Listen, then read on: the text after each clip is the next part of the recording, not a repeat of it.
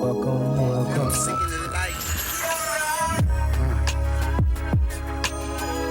Life is what you make. You gotta put in hard work. Yeah, can't let nobody hold you down, baby. Yeah. Hey, welcome to another edition of Hoop Academy Project. I'm Dirk Limas, your host, and today, sitting in with me, I have none other than Bill Lawson, who is a basketball consultant, and he's been in basketball for over 30 years. He's also the proud father of 3 daughters, and one of his daughters, Kara Lawson, actually was a 2-time All-Met Player of the Year, also made the All-Met team as a sophomore, and was the Naismith Player of the Year when she was in high school, and led her team to 2 state titles at West Springfield High School. So, Bill, thank you for sitting in here, taking the time to talk with me. Look, the state of basketball in this area, the Washington metropolitan area, is a very interesting one right now.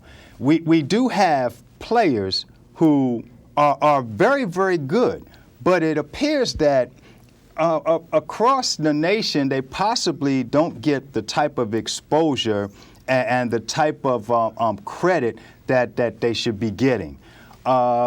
We really don't, I don't know why, but that's one of the reasons why I brought you on here to basically, discuss that with me. Your daughter was successful in getting, her just due. So tell me first, how did she do it? Planning. I have a blueprint for all 3 of my daughters. I drew up this blueprint before they were born, how I was going to raise them, and if they participated in sports, what type of plan that I was going to implement with them. And it starts when they're young, when they're very young. With Kara, well, first of all 3 of my daughters had to participate in sports or fitness activities. They didn't have a choice. Almost out of the womb, Kara's older sister, Susan, we set a goal that she would be able to swim a quarter of a mile by herself by the time she was 4. She did it when she was 3 1/2. It's initiative. It's knowing your community and knowing what opportunities are out there and availing yourself of those opportunities. The most important thing, visibility. Second, skill. Talent. There are thousands of kids out there in youth sports, but there has to be something that separates your kid or your team from all the rest of them in order to receive the visibility. So how do they get that visibility? I mean, we know that you've been in basketball in this area, and we know that the kids are good, but they're not getting that exposure. They're not getting the exposure. And you're saying visibility. Yes. There's a number of ways of doing it.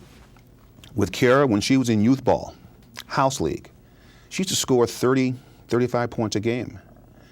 As an 8 and 9-year-old, I'd go back home and I'd write a press release.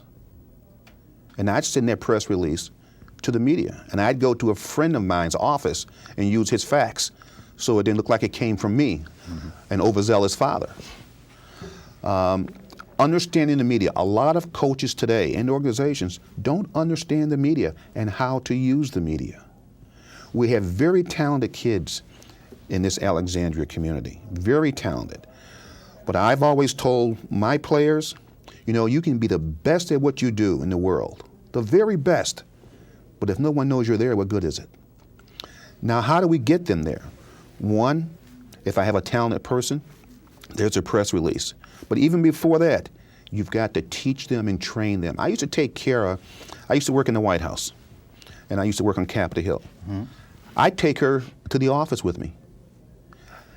I'd take her to meetings with me. She sat in the speaker. You'd think Nancy Pelosi was the first female to sit in the speaker's chair? It was Kara Lawson was there. Nobody knows about it because I took her on the floor of the House of Representatives. I used to be a member of the board of directors for the Boys and Girls Clubs of Alexandria and Greater Washington. I'd take her to those meetings. I'm a former consultant to NBC. I'd take her to the studio with me up on Nebraska Avenue, let her sit in Jim Vance's chair. I'd take her to the newsroom, and my other daughters also. on Capitol Hill. I'll take them to congressional hearings when they were very, very young, like 5, 6, 7 years old, because I wanted them to be able to learn from that environment. We're not doing that with our youngsters now. I look at the city of Alexandria right now. We have businesses, we have professionals across the board. How many of those professionals have invited a youngster to come into their boardroom, or to come and sit in the back room at a meeting, or to come to a little breakfast or something like that? Those are the important things, because the young person is only as good as the product. You know, people say to me all the time, "You're so lucky. You have your daughters that are excel academically, excel athletically." And I say to them, I will only accept the word luck if you accept my definition of luck. And definition is when preparation meets opportunity. When preparation meets opportunity. Basically, our kids have to be prepared. And it's incumbent upon us as adults, no matter what our profession, to help prepare. Now, there are some problems. Yes, there are. The problems are, for example, I've tried to help some young people, but the question from the adults is, what does he want? What is he trying to get? And I tell them right out, you can't give me anything. You can't help me financially. I'm laying it all out for you, my experience. So it's even difficult to share your experiences and how I did it with Carol Lawson. Don't have to wait and read my book. So you're saying the community needs to get involved. The community needs to rally around the kids. The business community also. Absolutely. And let's start removing some of these obstacles when there are people, willing adults, who are trying to help these kids? Absolutely. We have so much expertise in our communities. And it's basically not being necessarily wasted, but it's not being applied to youngsters that really need it. I'm not saying donate $10,000 or $5,000. All I'm asking for is a little time. Mm-hmm. Just bring them into a different environment, so that later on in their lives, if they may have an opportunity to go into a similar environment, and they'll know how to function in that environment. Don't let the stereotypes wipe them out right off the bat. They're not articulate. They don't know what fork to use at a banquet. You see the short fork and the long fork. Those kinds of things. We're not preparing our kids to go out into this real world. We're not preparing them to deal with the various opportunities that are out there waiting for them. And that's extremely important. We've got to prepare them for the opportunities that will become available to them. So a lot of kids, youth, think that basketball is the only way out. And, you know, the ball, dribbling the ball, and that's going to be their ticket. But in listening to you, you're saying that if the community gets involved, if they're able to be exposed to different things, they can realize, yeah, basketball is the means, but not the end. Exactly. When I started working with my daughters, and we'll just focus on Kara for a second, I prepared her not just for the moment, I prepared her for the future.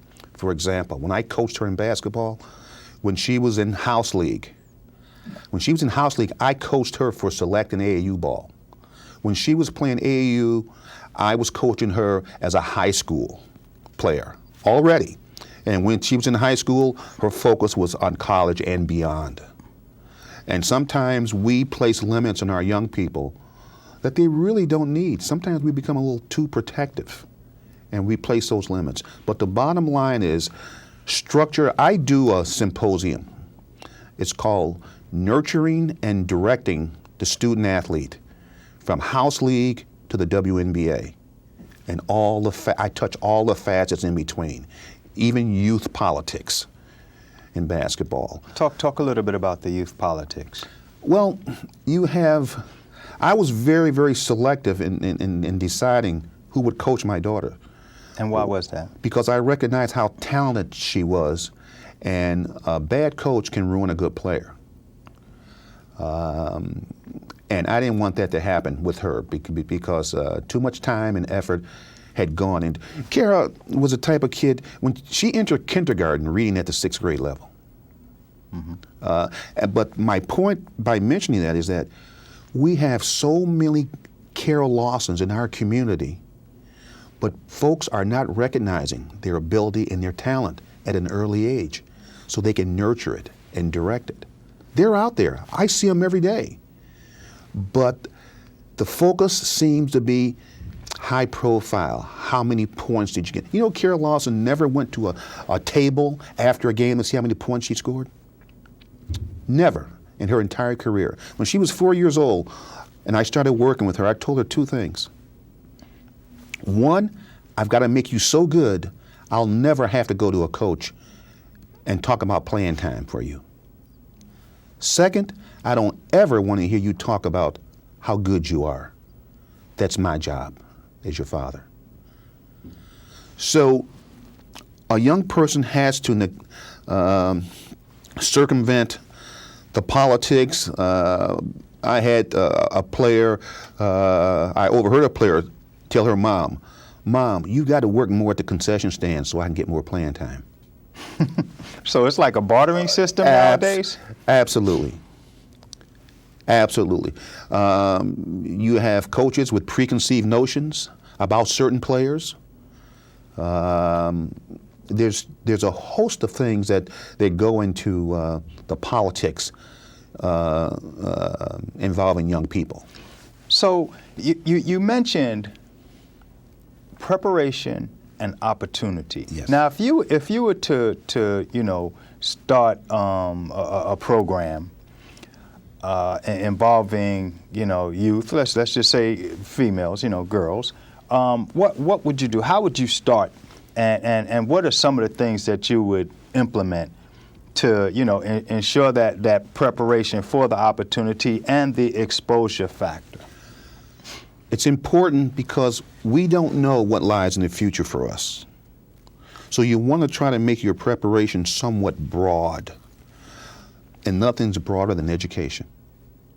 I would drive home the education aspect of it. Doing well in school. Kara was once asked, why do you do so well in school and you also have time to do well in your athletics? And she said, I view math, history, English, and science as a competitor. And if I don't get an A, then they beat me, and I don't like to lose. So education is a very important part of that preparation. Exposing kids to various positive aspects of our society, whether it's meeting the politician, going to a politician's office. You would be surprised how many kids would be so uncomfortable. We want to make it easy for them. We want to eliminate the fact that they're uncomfortable. I would put together a program that dealt with being able to articulate, respect, hard work, discipline, all of those factors. Example, when Carol Lawson was in middle school, she delivered the Washington Post. She got up at 5 o'clock every morning and delivered the Washington Post. I was a little concerned, but she did it. That's discipline. Was this something that she asked to do? She asked to do it. She asked to do it. And I supported her on it, although I would get in my car and sneak it down the road because she's out there and it's dark and so forth. But she did it, and she did it very well. Giving young people opportunity. Right now the focus is too much on basketball.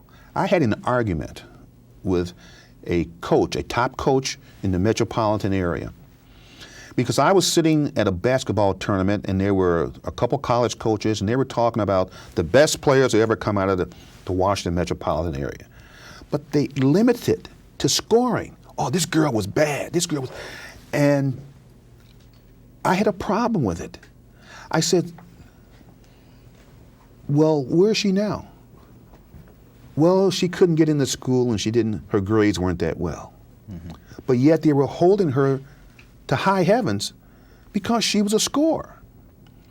Now, that's not the kind of role model that I would want for my daughters. I want someone who's somewhat well-rounded, but I keep coming back to academics. I keep coming back to knowing how to conduct yourself in certain environments. One thing I have my girls do, when we go to tournaments, after that tournament is over, and you've been to tournaments, right, what happens? The tournament's over, everybody grabs their gym bag and stuff, and they're gone, right? Right.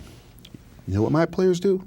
They find the director of that tournament, and they go to them and they say, "Thank you for letting me play in your tournament." It goes a long way. An example, the Women's Basketball Coaches Association had a showcase tournament up in Maryland when Kara was in 8th grade. Showcase was only for high school players, but fortunate they had heard about her and they let her in.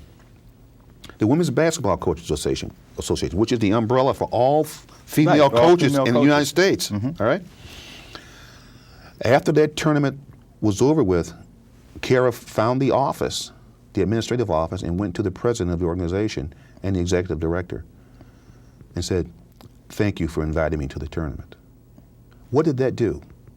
That put Kara Lawson's name in the minds of those individuals and eliminated a lot of the stereotypes that they may have had for various reasons. But it was in their minds. When Kara Lawson was a senior, she was a WBCA Women's Basketball Coaches Association All-American. I'm not saying it was because she did it, but that helped. That's part of developing visibility and letting people know that you exist and that you're talented and that you possibly could help their university or their college later on down the road. So that kindness, that extra touch, that extra effort can help put a kid on the radar. Well, think about this. If you've got 5,000 kids in the metropolitan area, they all play basketball, they all are reasonably good, what's going to separate you from them? Those little things. Exactly. And I realize that coaches have a difficult time, the same as teachers do, because there's so much to teach. But we've got to start focusing on the people skills in terms of our young people. And there doesn't seem to be, because that won't get you a headline in the Washington Post. That won't get you all met. And I see too many young people that are superstars right now, maybe in high school or in 8th grade and on their way up. And if they're in 8th grade, 4 years, 5 years later, you know where I see too many of those kids? Walking back into the high school at a game, trying to get the props that they got way back when, reliving. Not knowing that you're only as good as your last game. People have a short memory and they forget you quick. And that was part of my planning with Kara Lawson. There was always the next step after. Right now, there's no next step. With most of our kids right now, especially athletes, basketball, it's high school and get to college. A lot of them don't make college. A lot of them don't stay in college. They're not thinking beyond that. And that's one of the reasons why you see Kara Lawson working with ESPN right now as an analyst, because my thought pattern started way back when she was 7 and 8 years old. She was doing public service announcements with Brooks Robinson, the Hall of Famer from the Orioles. She was on the back of Metro buses. She was on the Today Show. She's been on every station in the Washington metropolitan area. That was all orchestrated. That was all planned. So, just like you said, you're always thinking the next step, because when you get to to that level, you're already thinking about the next level. When I say level, I'm saying, you know, when you're in the 8th grade and you're doing certain things, you're thinking about high school, 12th grade, what am I going to do when I graduate? Or when you're in high school, you're thinking about college and so forth and so on, as your template states? That's the key. Not when you finish, but while you're there, when you're in the process. That's the key. when you're in the process. But you've got to be able to help that young person identify their needs. That's going to make them a solid citizen and a solid athlete. Because right now, you know as well as I do, They can't read. I just wanted to throw that reading. And I was just about to address that. You can remember the day back when boys could go to college simply because of their game, and come out not being able to say their ABCs. Dexter Manley, who played here for the Redskins, prime example. But there are many basketball players and other athletes that were that were used for their eligibility. Not so much females, but females are now starting to move up in that direction where they don't feel academics are important. Don't let folks use you because of your athletic ability. Use them. Use them. And we don't, again, I hate to keep knocking coaches. It's not totally their responsibility. Parents, I made sure that my daughters knew how to play a game before they went to the sport. You can't expect coaches to teach them everything. It's like school. We start teaching our children ABCs and numbers and all kinds of things at home, most of us do, before they go to school. Well, we need to take them aside and start teaching them other kinds of things. Make sure they're fundamentally sound. That doesn't take a lot of skills.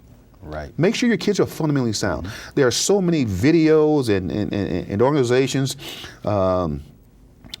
like this organization that has a wealth of expertise, and people are not availing themselves of it. It's there for the taking. And I would encourage any parent out there in your audience, and they have a young person who is interested in athletics and sports, if that's the vehicle, it might be music, but find out who are the movers and the shakers. And don't hesitate to take them. You want the best for your kid. At one point, I was getting ready to take my daughter all the way to Philadelphia to play AAU, to practice twice a week. Why? Because of coaching, because of the expertise of the individuals that were directly dealing with her. Exactly, and the expertise of people who had the best portfolio in terms of college coaches who could pick up the phone and do those kinds of things. I didn't do it, but we were prepared to do it, and I say that only to talk about commitment. You've got to be committed. I was willing to drive, and only God knows the miles I put on my car going up and down the East Coast, going to tournaments, because my kids also played other sports. They were soccer players. Kara was, her soccer team was 4-time state cup champions, and she led them in assists and scoring. When she was 10 years old, she ran the second fastest time in the 400 meters for a 10-year-old in the nation. So those kinds of things, but we have to bring the community and the resources of this community, and I don't mean dollars. People run and hide when you start talking dollars. Right. I'm just talking about time and a little expertise. If someone brought someone into a meeting or to City Hall or to a judge's chamber and just chat with them a little bit, especially those that are really talented, that are just going to fall by the wayside. Now, it's another day when we start talking about those that are very, very less fortunate. They don't have talent, or at least they haven't been trained, or they don't have the academics. But I'm seeing too many of those who can excel and are excelling, not moving on, and that concerns me. So, we talked about the community. We talked about the business sector. We talked about the educators and the coaches, and you said the families definitely need to get involved. But time in and time out, when a youngster is not getting the exposure that they feel that they should get, or it's always pointed back towards my coach didn't do anything for me. And we have like about 4 minutes left. Touch on that. All right. First of all, I did not expect the coaches to do everything for me, and that's why I wasn't in certain quarters. I wasn't liked very much. because I took the bull by the horns because this was my daughter. Coaches don't know what to do. Coaches haven't been trained. Just because I know X's and O's doesn't mean that I know how to expose or that I know public relations or media relations or how to work the system. But why do they give the appearance that they do? Ego. Okay. Ego. I've heard some parents come up to me as recently as a couple weeks ago and says, Mr. Lawson, can you help me? My daughter isn't going to college and the coach didn't write a letter, the coach didn't make a phone call.